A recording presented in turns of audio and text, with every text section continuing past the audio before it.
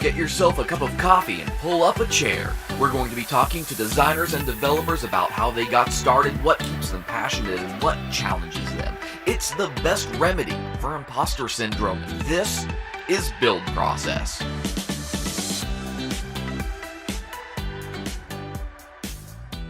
Good evening. This is Aaron coming to you on Build Process for Drunken UX.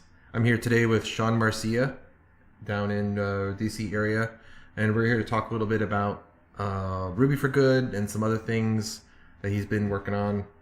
And be sure to check us out on twitter.com/drunkenux and facebook.com/drunkenux, and also come sign up on Slack at drunkenux.com/Slack. So Sean, how are you doing tonight? Wonderful. Better now that I'm here with you and have a beer in my hand. What kind of beer are you drinking? I'm drinking a dark German wheat beer. That's what I'm drinking too, right? Same thing? Yes. So mine has the poison in it though, right? Right. Yeah. Right. Wow. Maybe. No, I've built up a resistance to iocane powder, I'll have you know. I was just about to make a Princess Bride reference.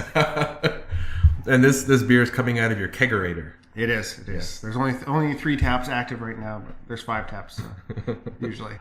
So tell me a little bit about what you do. Like, who is Mr. Sean, and what do you? I know you're a developer.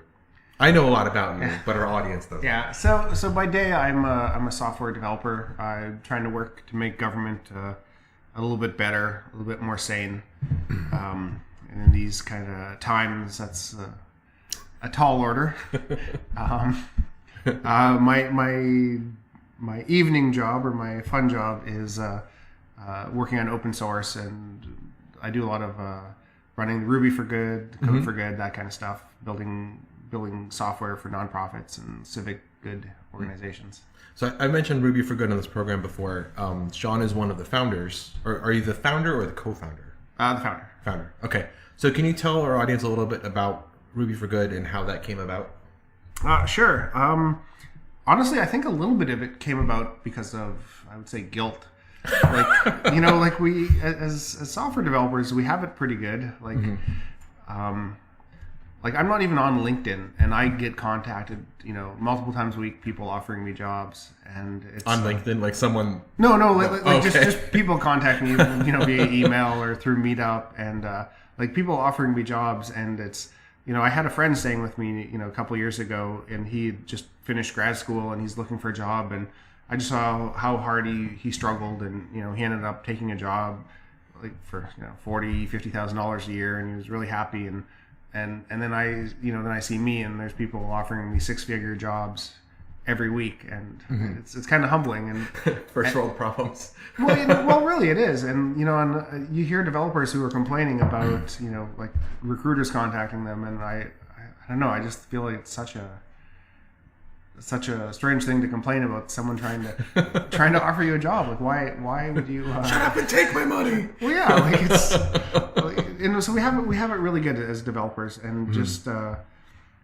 I don't know, I guess it's kind of like my way of giving back, because like not everyone has it so good, and like the whole, I don't know if you was in the Economist, where they're saying over half the population in the U.S., if they like something happened, their water heater broke down, or their car broke down, and like, because the average like one of those bills to one of those things was $2,000, and over half the country couldn't come up with that amount of money, and like where it's a life-changing thing, where they would then lose their job because they can't get to work, or they their water heaters, they can't like, sometimes we forget how good we have it as software developers and our industry. So can you tell our audience a little bit about what Ruby for Good is? And like, I was at the first year, and but I think it was, you had a bees project, didn't you? Yes. So like, how did you come to, like, from going from that kind of place, how did you get to like deciding on the first Ruby for Good? Well, so the bee project was something separate. It was more like just something I'd happened into. I worked at the time, I was working at a university. I was wandering across campus one day, and this professor was giving a talk on Amazonian stingerless honeybees, and I was kind of fascinated. And really, I was there because he was giving free honey samples. And, we're developers. We like free swag. Sean is actually a bear, literally, he is a bear with claws and everything. Yeah, but so I stuck around for the talk, and then during the talk he talked about colony collapse disorder, and it's something you hear about, but until someone talks about it, you don't really realize how crazy and serious it is. And so after the talk, I started talking to this professor and asked him how I could help out, and he's like, "Hey, I'm trying to figure out a way to monitor beehives." I'm like, "Well, I can try and figure that out. I don't know anything about it, but but I'm happy to work on something." And so I came up with a solution for him and built him, used Raspberry Pis and stuff to monitor beehives. And kind of from there, it feels good helping people. And kind of from there, it was I guess it kind of snowballed that hey, telling people what I was doing and what I was involved in, and other people hey, how do I get involved in that? I want to help. I want to help people doing this good work. And I think that was kind of the also part of the genesis of it, that even as you remember, the very first year at Ruby for Good, we weren't really sure if people would be interested in this, and one of the there were talks that year, right, yeah. That was the part of it. It's it's okay, well, what if people don't want to come? So we got someone from the RSpec core team out, which is Aaron Cromer, right? Yeah, and we had someone who's was on the Angular team, and we had all these these experts come and giving talks, because okay, well, people won't want to come unless they can come learn. No one's going to want to come and do good just for the sake of doing good. And but obviously we were wrong. No one ended up really caring. They enjoyed the talks. They were wonderful, and Aaron and everyone else did a phenomenal job. But really people just wanted to come and do good. And I remember being I wanted to see the talks, but I remember also having I want to see the talk, but I really want to keep working on this project. Yeah. So that was, that was what, 5? This is the 5th year. Yeah, this is year 5. And I guess I should add that the Ruby for Good, the 5th year, is this week. Although by the time you hear this, it will probably be a few weeks ago. This is the first week of June. And so the conference it begins on Thursday and runs through Sunday, and the main part of the main thrust of the work is done on Friday and Saturday, and it's a whole lot of fun, and it's not a hackathon. Can you just really quickly just explain, to give your pitch about why it's not a hackathon? Yeah, I know. I hate hackathons. I just despise them. You go to these things; they're a weekend long. You don't sleep, and you do all this work, and then at the end of the weekend, you throw all the work you did away. And obviously, how we're different. We know what we're working on. We know months ahead of time, and what the projects are going to be. And so, right, so we're not a hackathon, and also a hackathon where they burn you out. We have a hard stop every day. We make all the teams stop at 5. Yeah, and then it's true. And then in the evenings we have fun. We sing karaoke. We play Werewolf. We play Secret Hitler. Board games. Card games, video games. It's all a lot of fun. Lots of adult beverage drinking and snacks, and just great food. And actually, the past 3 years at SCBI, 2 years. 2 years, yeah. Past 2 years, we were at the Smithsonian Conservatory, and we would get to go on tours and see all the animals. And the one year was there was a lot of red pandas, and then last year was the scimitar oryx. Yeah. Cheetahs. So, how did you get started with this? I mean, I guess with this, both with conference organization, but also the bigger picture, with development, and what sorts of ways have you been able to turn the conference into a way to kind of help other people get into development? No, that's a great question. It's funny. I remember a few years ago, I was at an event, and I'd been a developer for a couple of years, and they had me kind of as a success story, and so they were questioning me, and one of the questions they asked me was how has your life changed since you became a developer? And kind of my answer, maybe it was a little glib. I said, well, now I shop at Whole Foods, and that's true, and there's the there's kind of a deeper part to that too. Is I'd finished school, in grad school, you kind of think how you're doing things correctly. You go to school, then you go to grad school, you think you're going to get a job. But like this was shortly after, the financial crisis. And so, I'd found myself through, I feel like no fault of my own, did grad school and found myself we were living in low income housing, and then, we filed our taxes, and it's you fill your taxes out and using TurboTax or something. It's click thing. It's oh, you qualify for food stamps. And it's and it's kind of how did I get here? Right. And I don't know, and again, maybe this goes back to the other stuff thing I was talking about, but there's a lot of people, and they're trying really hard, and they're working really hard, and and I feel for no fault of their own, they're in the circumstances they're in, and there's all these amazing places out there that like the diaper bank that you help with that are helping these people, and these other organizations that help people get housing, and we've helped so many amazing organizations, and we have these skills these as developers. I feel the things we can do are just amazing, and especially when we talk to these nonprofits who are doing such good work, and you see their process where it's manual, or if I can tell you the story about quickly, Sure, go. where I went into the one place, and I'm in their office, and I'm sitting with them, and I don't even remember what we were originally going to build them, but the whole time I'm in there, they had this phone that was ringing, and would ring and ring and ring, and this phone rang all day long while I was in there, and finally I just asked hey, why doesn't anyone answer that phone? And she's oh no, that phone is for our for our work orders. And what it turned out it was is people would be calling in to listen to messages, and then and sometimes we'd have to fast forward through dozens of messages to find the one they wanted, and they weren't allowed to delete a message till the job was done. Oh wow. And and this was their process, and they had internalized it. And and it was literally that bad, and they were wasting hours every day this listening to these messages and stuff. And I don't even know why the phone was plugged in. It didn't even need to be plugged in, but they have these things, and it's internalized, and this is this organization that are it's helping veterans and people mental disabilities, and people getting housing, and we were going to build them some volunteer sign-in sheet or something, but then you see that, and The real need was elsewhere. well, right, but again, because they'd internalized it, and they just didn't realize how bad off they were, but right, and so and we built them basically a simple CRUD app that anyone who'd been doing what we do for a couple months could have built this. But I still probably every 3 months I get an email from them saying how much this has changed their life and how much this helps them. Yeah, and awesome. that's just amazing. That we can do that, and and I don't know, I'm not a super good developer, and like you or some of the other people who come, and so I don't know. I just feel it's I work amongst brilliant people. I just reflect them. I have a shiny exterior. I wish I could reflect them.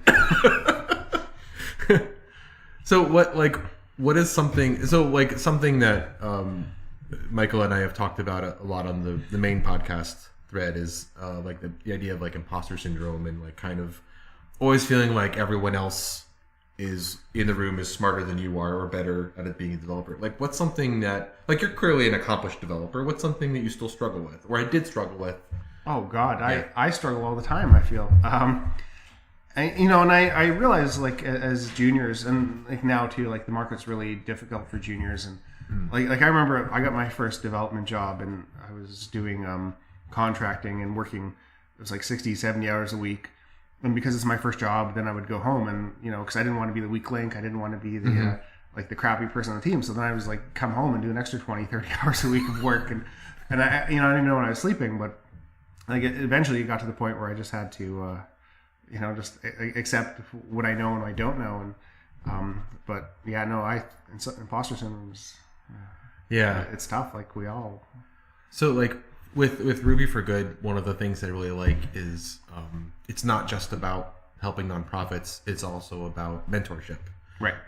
There's always, every year that I've gone, I always come away. There's something, or usually many things, that I've learned, new ways to do things, or just new paradigms or approaches or whatever. Can you speak a little bit about the mentorship aspect of the conference? Oh no, definitely. Yeah, and just to give the plug too, like we do have a 3-part mission with Ruby for Good, and obviously like the first part is helping the nonprofits and like these good organizations. The second is growing our community, especially like the underrepresented part, and the third is like the education and the mentorship.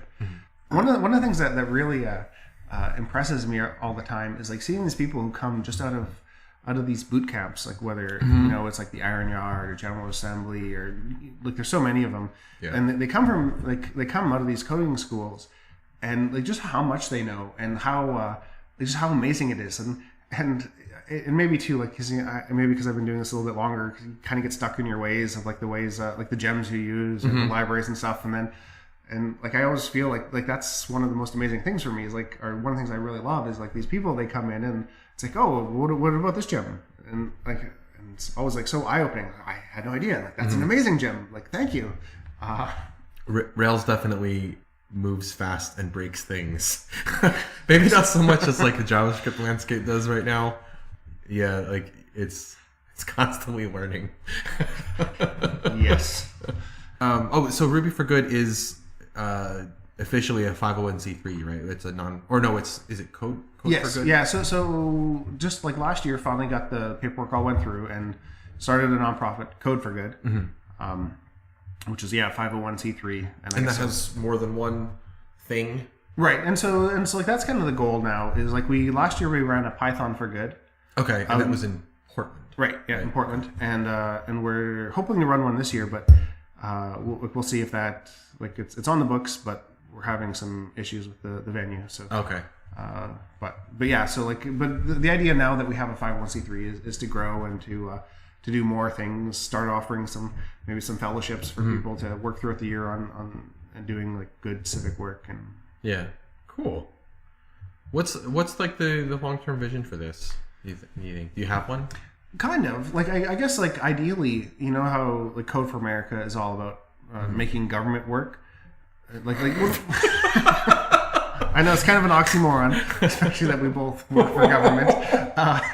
But like I think that's actually their mission statement. The Code for America believes government can work, and so like I guess like the to put it in those kind of terms, like the ideal thing for us would be to be like the Code for America for nonprofits, because I feel like they're often neglected, and I like, don't get me wrong, I work for government, I know how much help they need, but like I recognize that these nonprofits also need a similar amount of help, if not more.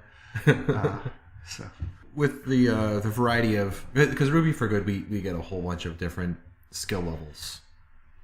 There's the people, the very senior level people, as you refer to them, and then there's like sometimes it's people in boot camp, sometimes it's people who have no experience at all.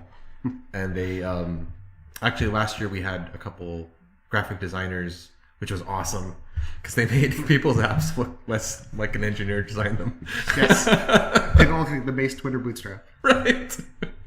Thank goodness for Bootstrap. So what's some of the ways you've seen that the mentorship process really kind of facilitates growth in like development specifically?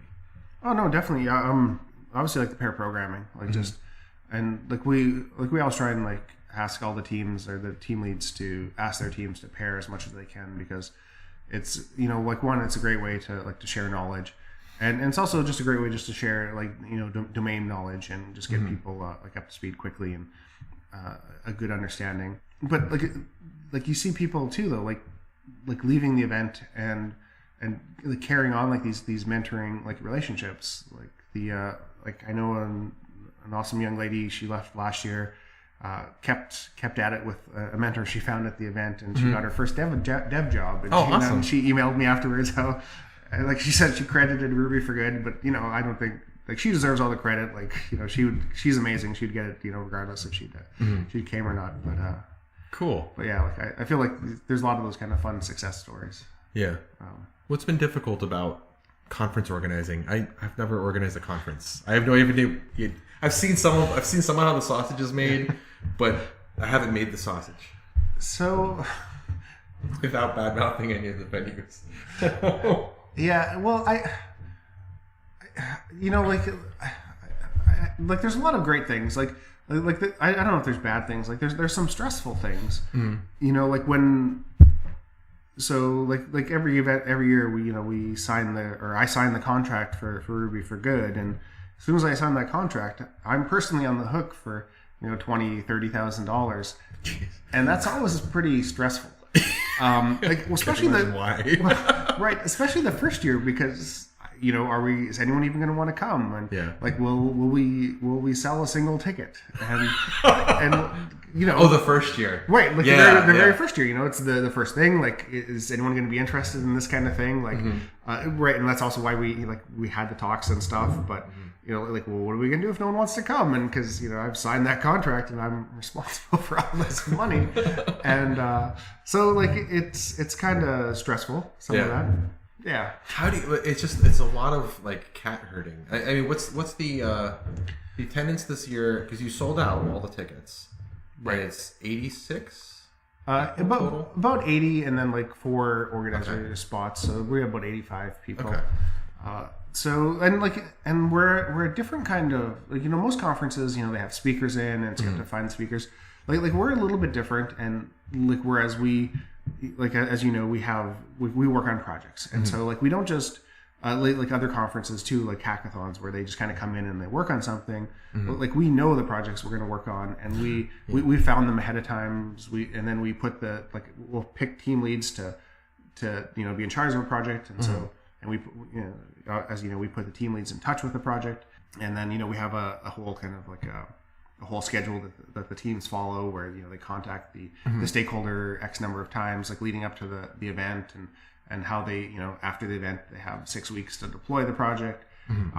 And so obviously that comes with different challenges than a regular conference, because you need the first year we had the challenge of we're talking to nonprofits, and we're saying hey, what can we build you? We'd love to help you. Yeah. And well, why do you want to help us? And there's what do you get out of it? Right. There's no such thing as a free lunch. And there was obviously some suspicion, and maybe there's people out there who prey on nonprofits. I don't know. We were really lucky that first year that I worked for a university, and so I had my university business cards, and so I'm and we were holding it at the George Mason University, and so.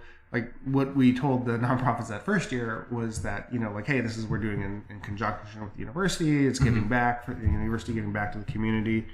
And so that seemed to, allay a lot of the people's fears and kind of trepidations, and how we were able to, kind of convince the nonprofits that first year to work with us and think we weren't a scam. So I remember the projects we had the first year. One of them, remember Craig worked on, and that was writing documentation for a library or something. And then there was the one that I worked on, which was Katoa. Katoa was writing tests for the app, which didn't have any tests. And then one of the other ones was I know one of them was that CRUD app from that first year, the one where the telephone that rang all the time. Oh right, yeah, right. Oh, and then the B comedy collapse disorder thing. So how does since then, how do organizations find out about you, and how do they get a hold of you? Yeah, so right, and that's kind of the nice thing. The first year was kind of just cold calling, or posting on Facebook or Twitter, hey, where do you work, or where do you volunteer, or do you think anyone would need our help?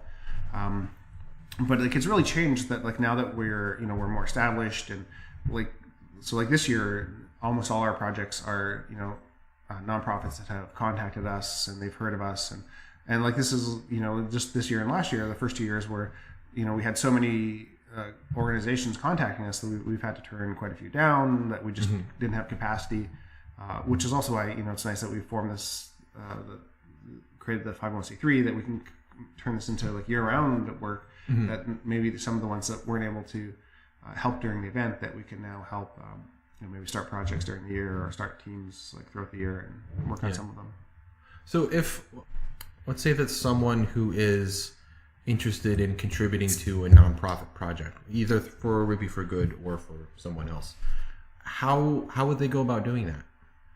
So, well, obviously, the easiest, if you're a developer, the easiest is to, jump into the Ruby for Good organization on GitHub. Well, look for open issues and grab one and work on it. If you want to spend a little bit more time, a little bit more work, if there's somewhere you already volunteer, if you already volunteer at a food bank or, shelter or someplace, animal shelter, whatever, or if there's one that interests you, go there and just spend a few hours, like just seeing their processes, see how they work. And I imagine as a developer, you're probably going to see a lot of things that, oh, hey, I can fix that. Oh, I can fix that. Well, really, kind of like I said, like the telephone ringing, like you are going to see things like that, and just you just even if you're not a developer. Exactly, like right? Yeah. Because it does require a certain amount of like patience and empathy, because a lot of the people working at these nonprofits that we work with are, they're sometimes a little bit older, they're not so technically savvy, and so it just requires a little bit of patience and not assuming that they're have ill intent. So what makes a successful project? I mean, this is the 5th year, so there's been 4 years of rounds of projects. The one that the diaper bank one is in the 3rd year now.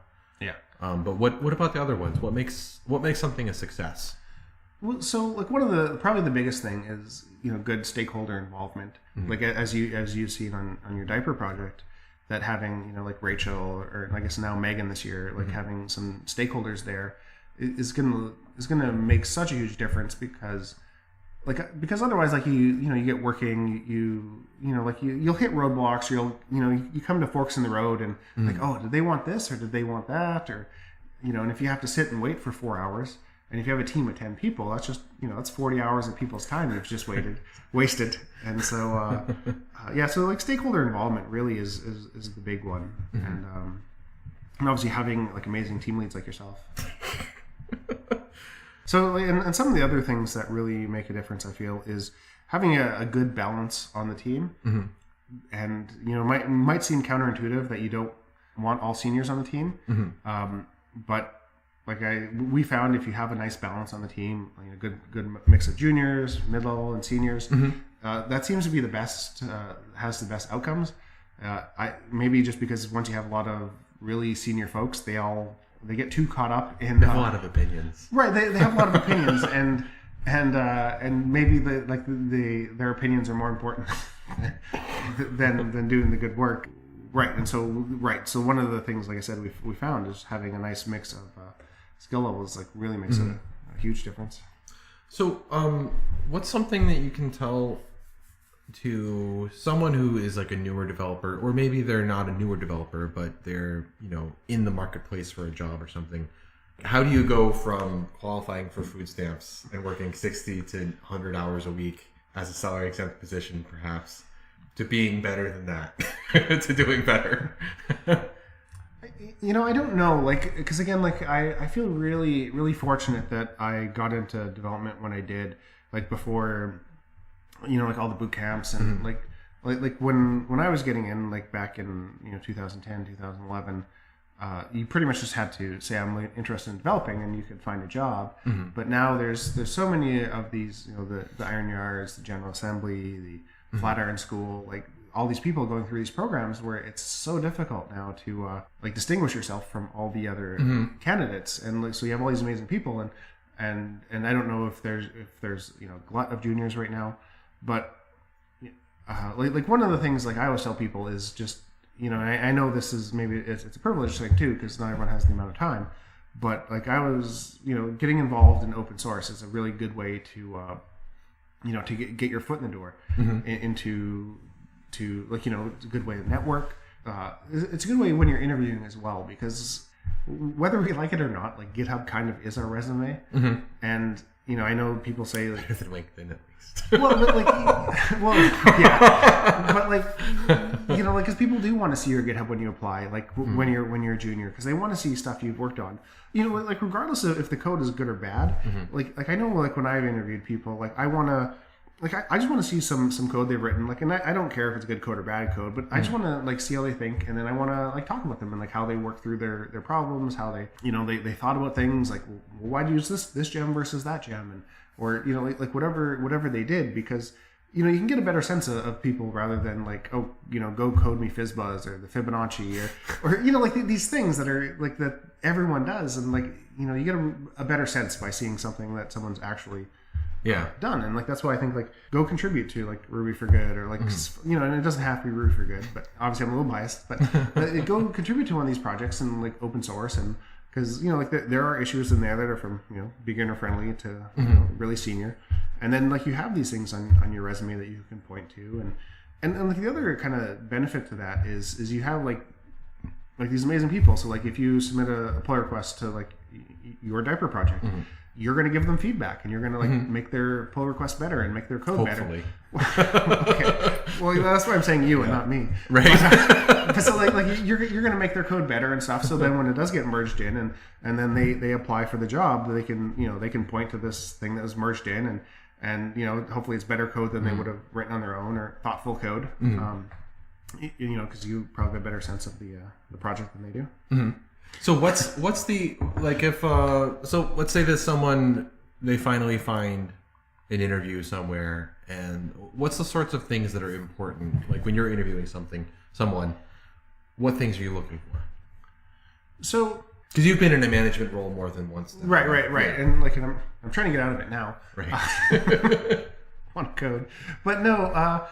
Like really, that's good. I you know personally I look for like I said I look for how people think, like how they approach problems, and how open they are to learning. And so obviously like if I'm gonna pair program with someone in an interview, like I like to pair with people on things. I just you know like I think the most important thing and the thing that can leave the best impression with me is just talk a lot. Like talk constantly. And like maybe that's bad for some people, but like just let me know what you're thinking, and like because like people, I think people are people and people are good and they want to help you. And so like if you're kind of like working through something and you're talking, I'm you know because I'm a human, I'm going to want to help you. I'm going to give you hints. I'm going to tell you like like maybe you want to use this method or something. So not specifically talking, but specifically like sharing your thought process. Right. Yes. Yeah. Like just right. Like how you're thinking. If you're talking and you're not sharing your thought process, it's not helping. Right. Yeah. Like, don't talk about your grocery list or like what you're going to cook for dinner. But right. Yes. Okay. So you've mentioned pair programming a couple times. Can you share with our audience a little bit about what pair programming is and maybe a tiny bit of how you do it, but more so like how it's beneficial? Sure. Right, like it kind of so pair programming is basically it's two people working together on the same problem, and obviously like there's different ways of doing it. Like there's the ping pong where one person you know you'll write a failing test and then I'll write the code to make that test pass. Okay. Or there's like driver and navigator where you know you're the driver and I'm the navigator, and so I just tell you what to do. No thoughts come from your head, and you just do all the work that I tell you to do. Okay.